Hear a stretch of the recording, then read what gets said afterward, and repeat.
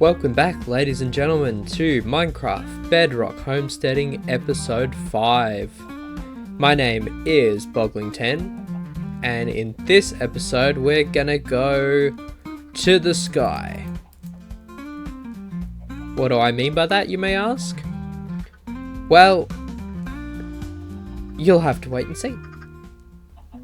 Before we jump into gathering the materials needed for this sky high build that I have planned, my armor and my tools is getting a little low on durability, as you can see, and so I'm gonna go to a village nearby and grab myself a mending man, someone who will sell me mending books that I can put on my armor and my tools.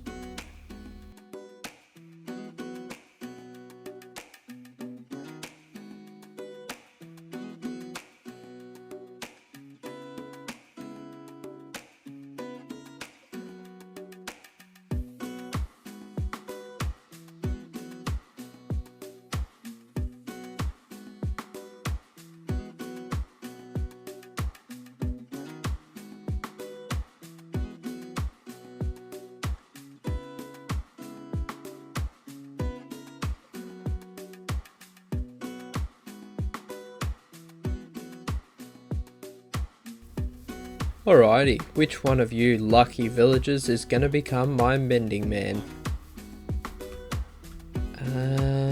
Plenty to choose from. Let's pick you. No, let's just see what you have to trade. Oh, cherry, no, you know what, I'm good, thank you, sir. I'm good today. Anybody home? Nope. Free lead though. Big guy. Don't hurt me. Is this, yeah, okay, perfect. So I'm gonna just snag this. And I just saw your particles disappear, sir, so you can come with me. Get in the boat. There we go. Alright, let's skedaddle far away from here, my lovely villager friend. You picked up a different job, but that's okay, because we're just gonna get stuck on some path blocks.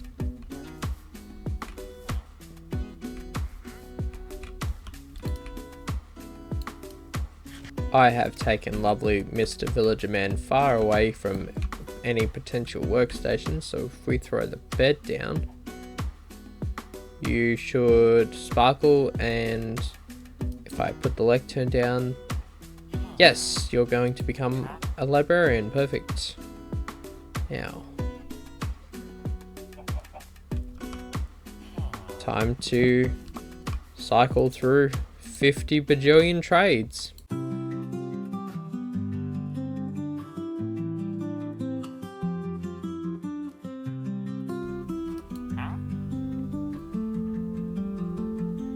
Mending for 30 emeralds. Not great. I'm gonna keep going.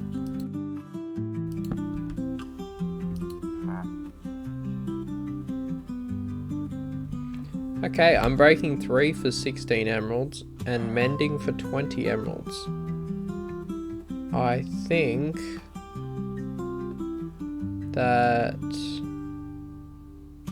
I might be okay with that.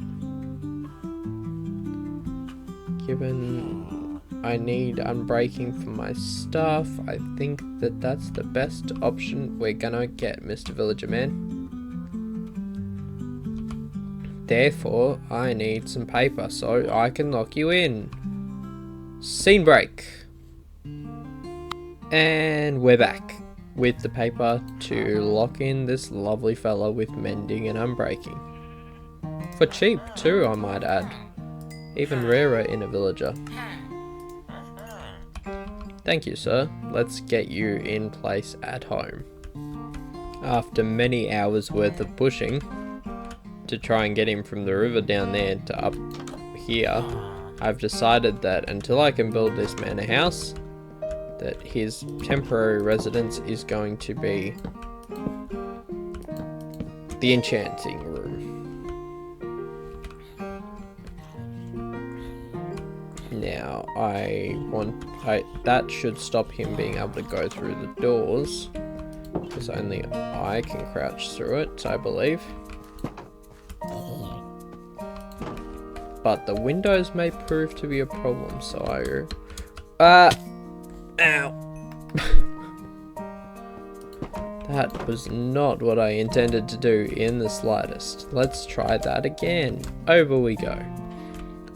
Given the windows may be a problem, I'm going to just put some shutters on them and close them up.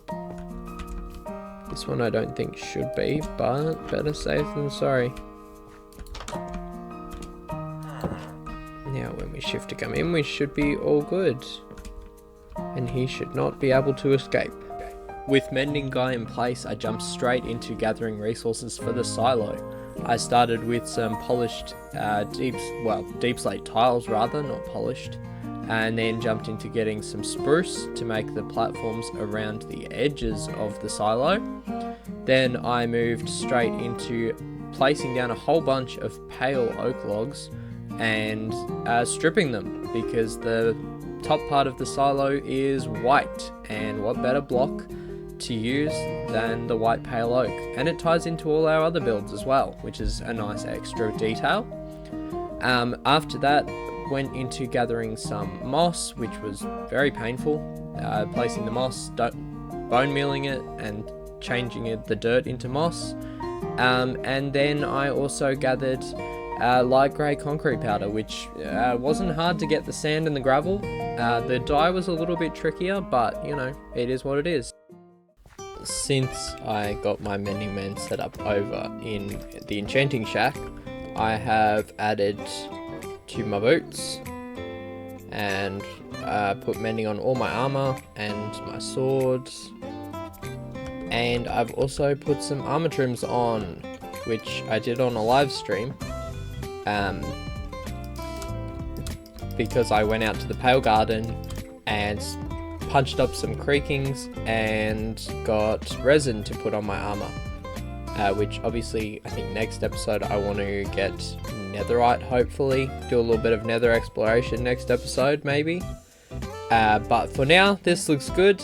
I don't have anything on my helmet because I want I got bolt armor trim from the trial chambers a little while ago, and that's gone on my chest plate. But I want the other one, the whirl, flow, tornado, whatever, to go on my helmet. So I'm just leaving that for now. Anyway, enough of me blabbing on about my amazing armor trims, even though look at the back, it's got like a little happy face. If I walk fast enough that it gets through the cape, there's like a little happy face under there. Anyway, I am going to jump into terraforming this hill, because I want my next build, which I've gathered all the materials for, I want it to go on top of this hill. So there's lots of materials, like there's a lot of materials. It's going to be very tall. As I said, we're going to the sky, and I don't want this hill to overshadow it, so I'm probably going to terraform down to maybe like this layer, I think, and we'll get rid of that maybe, and even maybe get rid of the dirt that is up there in the sky. So without further ado, let's do some terraforming.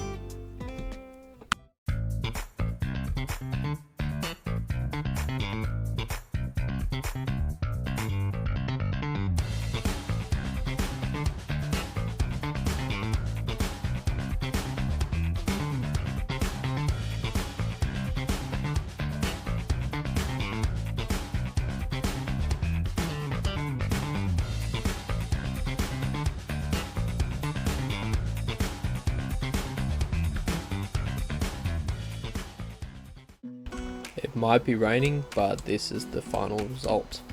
Terraformed it all the way down, and then I've covered the stone with a layer of dirt, and this is going to be where the silo goes.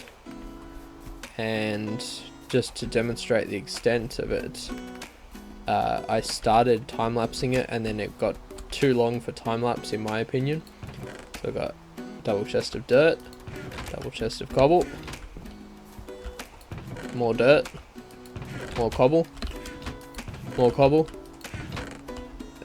more cobble, more cobble, more cobble, and then obviously all the random resources we gathered from it as well. So it's a big job here, very big job, but this is a nice spot and is going to make the silo stand a bit taller and stand out a bit more, so it's a good thing in my opinion. But now let us jump straight into building the silo, which this one definitely needs a cheeky little time lapse.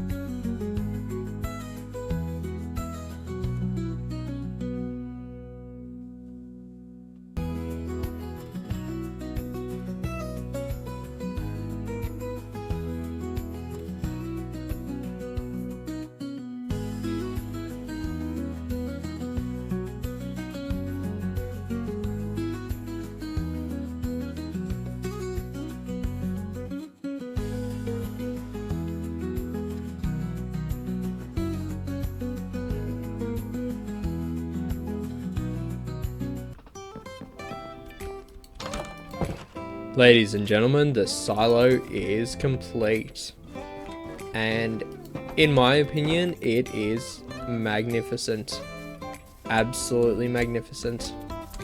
As I said, I gathered all the resources from where I terraformed this hill, but my goodness, look at this thing. I spent so much time on it and I'm so pleased with it. It's quite large. As I said, we're going for the sky. It's quite large, but I have plans for the inside.